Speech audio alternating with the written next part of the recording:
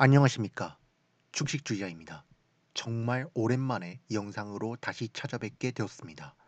오늘 영상의 주제는 대한축구협회 국회 현안질의 분노 포인트입니다. 정말 큰 화제가 되었죠.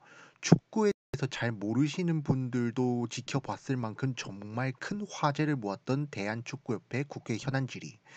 그 국회 현안 질의 과정 중에서 정말 많은 분노 포인트가 있었지만 오늘은 특히 몇 가지만 추려서 한번 정리를 해 봤습니다. 첫 번째는 구시대적인 인식입니다. 네, 제가 정몽규 회장이 말하는 거를 계속 지켜봤습니다.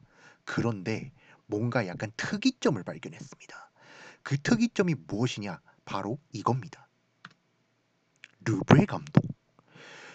단 한 차례의 예외도 없이 계속 르브레 감독이라는 표현을 쓰더군요. 르브레? 누구지? 제가 축구에 대해서 관심이 많고 유럽 축구, 뭐 해외 축구 다 가리지 않고 보지만 르브레라는 이름은 처음 들어봤습니다. 그래서 한번 누군지 검색을 해봤습니다. 그분이 한 말의 맥락을 토대로 검색을 해봤는데 이분이었습니다. 요아임 레브 전 독일 축구 국가대표팀 감독이었습니다. 언론 매체도 그렇고 제가 알기로도 그렇고 그리고 독일 표기 및 발음법에도 그렇고 레브라고 읽고 쓰는 게 맞다라고 그렇게 합의되어져 가지고 그렇게 지금까지도 계속 쓰고 있는 건데 르베라는 표현을 처음 딱 듣고 뭐지? 이 이상한 표현은 하고 이런 생각을 했었습니다. 알고 보니까 이분이더군요. 램 레브 감독이었죠.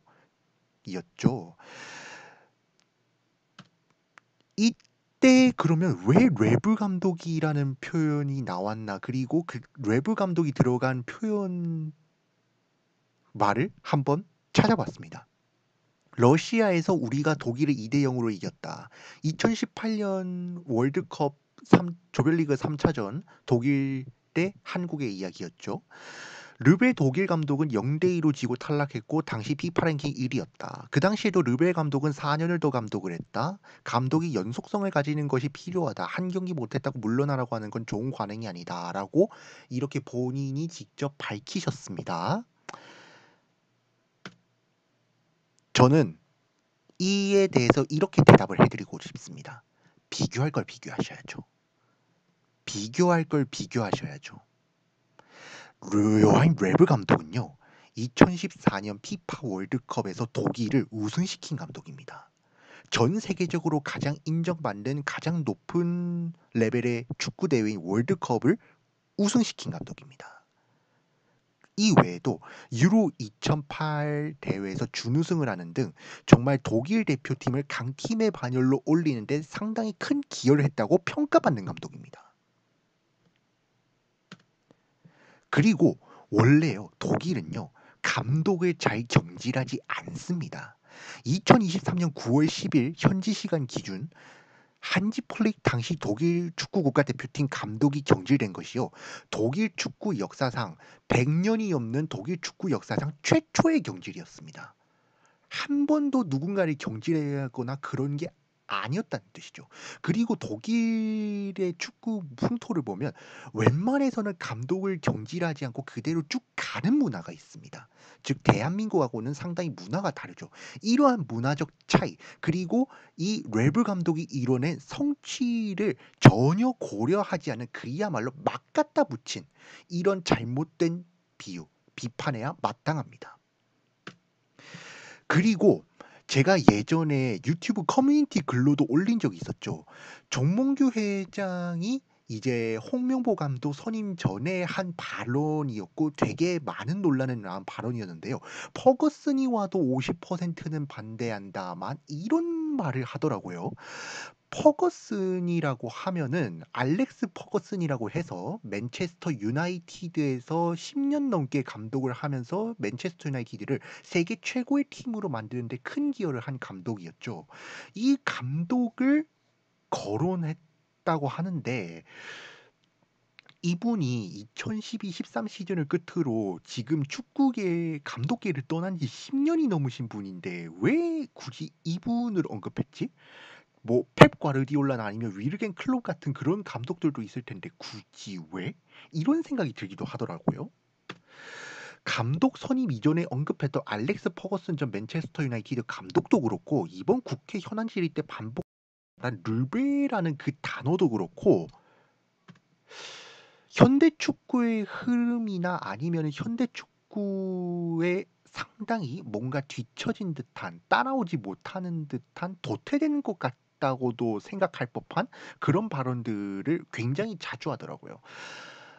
이런 거를 보면서 정말 이 사람이 과연 이 대한민국 현대 축구를 이끌어가는 데 있어서 중요한 역할을 할 수 있는 사람인가라고 그렇게 생각해 봤을 때 그렇지 않다라는 그런 생각을 했습니다. 그리고 두 번째는요. 대화가 안 되는 사람입니다. 말이 안 통해요. 여러분, 흔히들 말해서 이상형 관련된 질문을 받을 때 대화가 잘 통하고 말이 잘 통하는 사람을 이상형으로 꼽죠. 근데요, 이 사람은 전혀 그런 사람이 아닙니다. 대한축구협회 정몽규 회장과 민주당의 강유정 의원 간의 질의가 이루어지던 상황이었습니다. 그러다가 갑자기 정몽규 회장이 이런 말을 꺼냅니다. 의원님께서 혹시 머니볼이라는 영화를 뭐 네. 갑자기 머니볼이라는 영화에 대해서 언급을 하기 시작합니다. 이것 때문에 머니볼이라는 영화가 또 잠깐 화제가 되기도 했었는데요. 모르시는 분들을 위해서 제가 간략하게 설명을 하고 넘어가도록 하겠습니다. 영화 머니볼은요. 메이저리그 만년 하위팀 야구 얘기입니다. 메이저리그 만년 하위팀이었던 오클랜드 애슬레틱스가 단장이었던 빌리빈의 머니볼 이론과 함께 팀을 바꿔나가는 내용을 담은 영화입니다. 정량적인 데이터를 이용해 각종 통계로 팀을 리빌딩했으며 20연승까지 이끄는 데 성공하나 정작 플레이오프에서는 무너지고 맙니다. 이 일련의 과정들을 담은 영화가 바로 머니볼입니다. 맥락을 한번 살펴보도록 하겠습니다. 당시 강유정 의원이 한 질문은 이랬습니다. 정성지표, 정량지표로 나눠진 점수표 회의록 채점 결과 보신 적 없습니까? 라는 이런 질문을 했는데 거기에 뜬금없이 영화 머니볼이라는 단어가 나온 것입니다. 아마 제가 개인적으로 예측하건데 이건 진짜 제 개인적인 예측입니다. 정몽규 회장은 다음과 같이 얘기하고 싶었을 겁니다. 머니볼의 빌리빈 감독은 정량적 데이터를 이용해 팀을 긍정적으로 변화시켰으나 플레이오프에서 떨어졌습니다.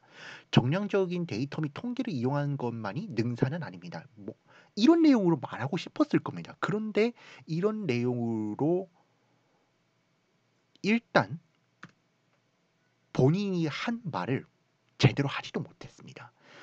이 정몽규 회장이 계속 뜸들이면서 말하는 그 장면이 오죽하면 풍자의 대상이 됐을 정도로 대한민국의 현대가의 회장이라는 게 믿기 힘들 정도로 말을 제대로 잘 못하더군요. 본인이 한 말도 제대로 못하는데 설득력과 당위성이 갖춰진 말이라고 할 수 있겠습니까? 안 됩니다. 그리고 두 번째, 대화의 맥락을 전혀 이해하지 못했습니다.